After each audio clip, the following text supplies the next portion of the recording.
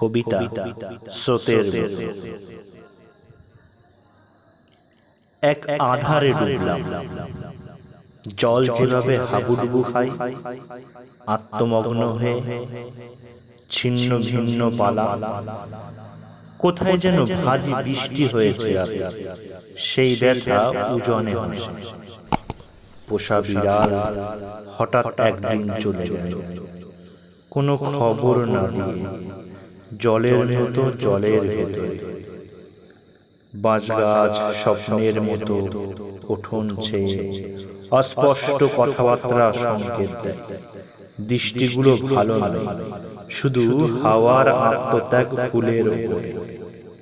পাথরের স্তূপ ফুঁকতে ফুঁকতে কালো এক ছাপ আধারে ওঠে।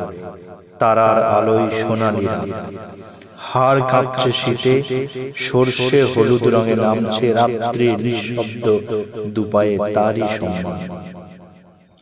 অবশেষে পাওয়া গেল তার জলের ভেতরে, সে শুধু স্রোতের মতো করে।